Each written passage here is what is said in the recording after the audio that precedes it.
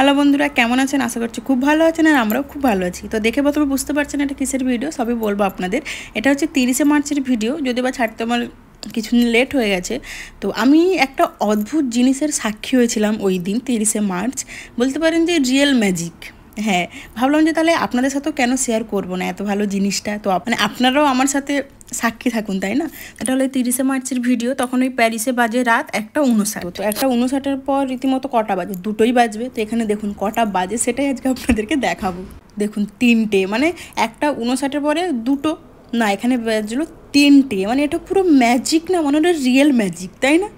তো কী করে হচ্ছে সেটা তো আমি জানি না, মানে একটা অদ্ভুত একটা ব্যাপার, তাই না? তো আপনারা যদি কেউ জেনে থাকেন অবশ্যই কমেন্টে জানাবেন। আর এই যে 30শে মার্চ থেকে ওই অক্টোবরের 26 তারিখ পর্যন্ত, মানে 7 মাস মতো, তো প্যারিস আর ইন্ডিয়ার টাইমের ডিফারেন্টটা হয়ে যায় 3.5 ঘন্টা। আর অক্টোবরের 26 থেকে আবার মার্চের 29 তারিখ পর্যন্ত ওটা হয়ে যায় 4.5 ঘন্টা, মানে 1 ঘন্টা বেড়ে যায়। এখন 1 ঘন্টা কমে গেল। কি অদ্ভুত জিনিস, তাই না? কীভাবে হচ্ছে আমি তো জানি না, আপনারা জেনে থাকলে অবশ্যই কমেন্টে জানাবেন কিন্তু। হ্যাঁ।